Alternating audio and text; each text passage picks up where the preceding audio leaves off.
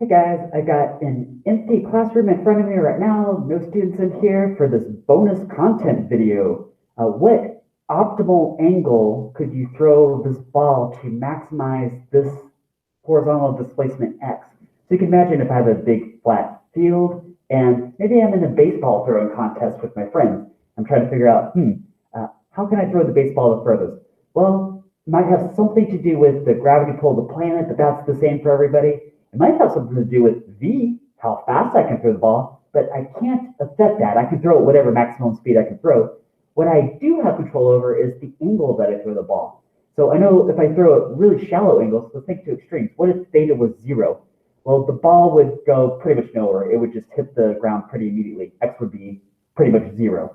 What if I do the other extreme? What if I ramp up the angle to 90 degrees? Well, in that case, the ball will go straight up and bonk straight back down, and X would again be 0. But if I pitch it somewhere between 0 and 90, it'll go a pretty good distance. Now, here's where there's a certain trade-off as I'm ramping up this angle. For the first few degrees, like for shallow angles, let's say 5 degrees, 10 degrees, as I ramp up that angle, the ball would be headed in the direction of motion that I care about maximizing. So that would be good, and I'd be sending it further and further. And also, it would be in the air for more time. Ooh, so that sounds good too. And I could keep ramping up. But at some point, it's going to be, going to be so big, let's say if it's like 70, 75, 80 degrees, that, yeah, it'll be in the air for a longer time. But the trade-off is that this horizontal component of velocity would be less. So where's that optimal angle? Right? Somewhere between 0 degrees from the horizontal and 90 degrees to the horizontal. Somewhere in the middle. What do you think it is? Do you think it's 30, 45, 60? None of the above? Well, let's find out. The first thing you got to do is split this velocity into components. So v sub x is horizontal component of velocity, that'd be v times cosine of this angle to the horizontal. And then v not y, say the initial velocity in the vertical direction, is v times sine theta. So v is my throwing speed. And notice too, v sub x is just, that's going to be constant all the way across, because it's going to be constant speed in the horizontal direction all the way across. Versus vertical, I got to be careful. I've got to specify its v times sine y specifically in an initial condition, because it'll immediately start slowing down because gravity's pulling it down. That's why it arcs into a parabola in the first place. This would be a piece of a parabola, wouldn't it? This dashed line. Right? All right, so let's take a look at the math. Here's the generic formula that I want to start thinking about. How far it goes, x, is the horizontal component of velocity times time. Let's pop in v times cosine theta for v sub x. Okay, so this is what I'm trying to maximize. I'm trying to maximize x, right? Something to do with this theta that I get to control, like this input value. Now, if you think about it really hard, okay, so v times cosine theta times t will tell me how far the ball goes. This angle theta that I choose to pitch the ball at, and this t hang time that the ball is actually going through the air, those are related to each other. Those are not independent of each other. So as I ramp up this angle, the greater the angle, the more the hang time, right? Which sounds good because the longer the hang time, the further chance it gets to go. But remember, there's a trade-off, because also the larger the angle, the less the horizontal component of velocity. Right? So maybe there's a way that I could get time in terms of theta, so that I could do a substitution, and then I could come back to this equation, make more sense of it. Because remember, theta and t are related to each other. Now, there are different ways to do that. I've done it one way here. I said final velocity is initial velocity plus acceleration times time, looking at the vertical direction. So I'm treating vertical components as my constraint. What I'm saying is that the final, I'm going from point A to point B, initial to final, staying at ground level, here to here. So I'm saying this crash speed as it's coming in the vertical direction, v final y, right, starts from some v initial y, and then minus gt. Ooh, minus gt. So it looks like I'm implying in the vertical direction anyway that down is negative, so then up would be positive. Right? And if I pop in these values, so v times sine theta is my v initial y, so that's right there. Okay?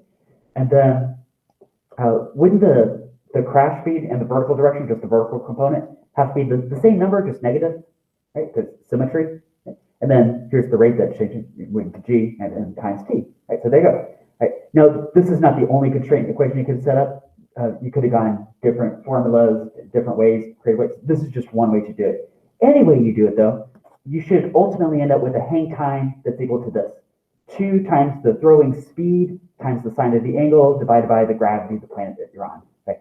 And this part that I dashed outlined right here, I'm going to substitute into this t time because that's what t is. T as a function of theta, I could sub in right there, and then I could continue on my way. So let's do that. So next step.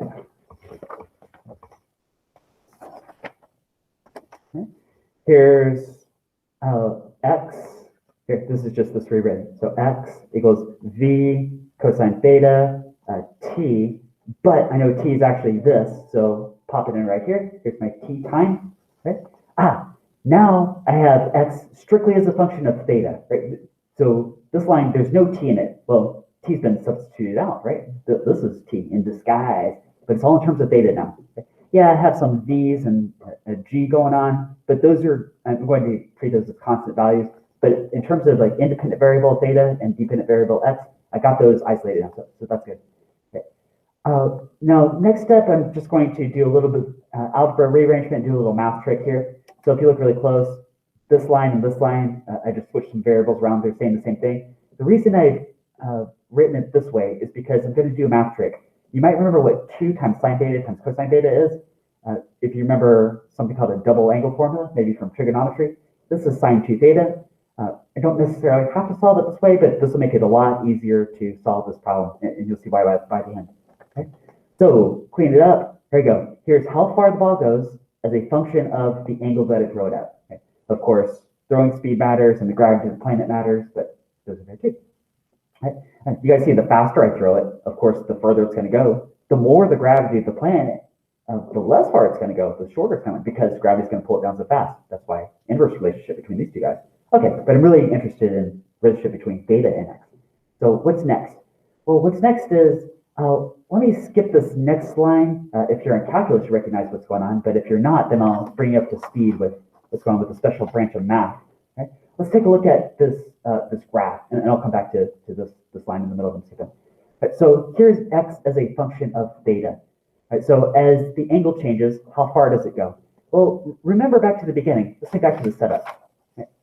I remember if I throw it straight horizontal, it's going to go pretty much nowhere. So 0 degrees to the horizontal, it goes nowhere before bonk, just crash land, right? 0 meters. Right? If I do 90 degrees to the horizontal, which just stays straight up, it'll also bonk, land in the same spot, 0 horizontal displacement. And in the middle, it's going to do some curve that looks kind of like this. Right? Now, this might look kind of like a parabola. It's actually not part of a parabola. It's actually sinusoidal, because this graph is actually a piece of this equation. Right? That's what it is. Right? Now, what's this whole deal with calculus? Well, let's go back to the premise, the start question. See where it says what optimal angle will maximize x? Whenever you see words like this, you're looking for an optimal value of some variable to maximize or sometimes minimize something, in this case, maximize something. Calculus is the branch of mathematics that you would need to do that. And I'll show you why. Because calculus has to do with instantaneous rate changes of things. At least that's the first half of calculus, instantaneous rate changes, which is, say, like the slope of something. And we've done some of this in class. You guys know the instantaneous rate change of displacement is velocity. Instantaneous rate change of velocity is acceleration. And on a graph that we refer to, like the slopes of these tangent lines, see I'm holding this roller flush to this curvy curve, right? And as it goes up, the slope of this tangent line is getting less and less until at the very top, the slope of this line is 0. And that's specifically a point that I'd be interested in, because that would be the point that x itself would be maximized, wouldn't it? And so if I could figure out what that would be, then I could back calculate what the optimal angle would be to maximize that x. Right? And it all has something to do with this formula. This formula right here is the one that's giving me this graph. Right? So how can I figure out where the slope is going to be 0?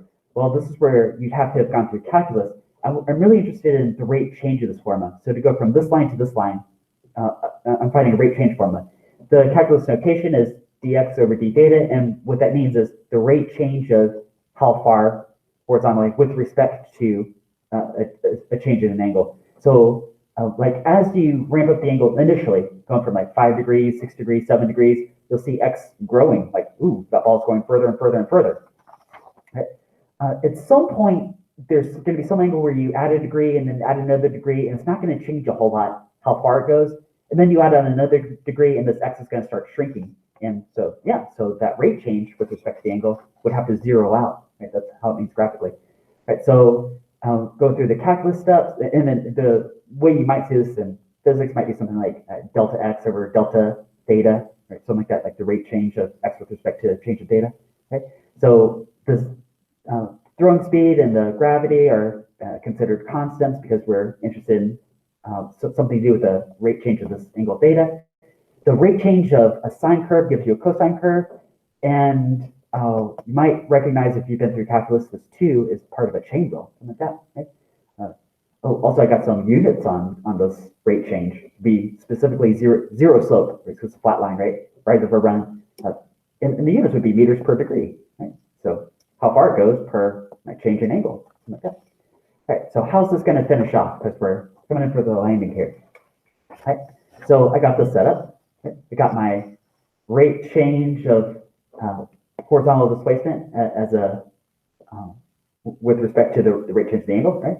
Dx over d theta, right, is this right here. I just rewrote it. And now I can set that equal to 0 because I want the slope to be 0. Okay? Now, of course, the throwing speed is not 0, the gravity, okay, well, that's not going to do anything for me. I'm specifically interested in this part here, this cosine part, the cosine of something to be 0. Now, here's where we got to do a quick trig review. Go to a unit circle. You guys remember unit circle? All right.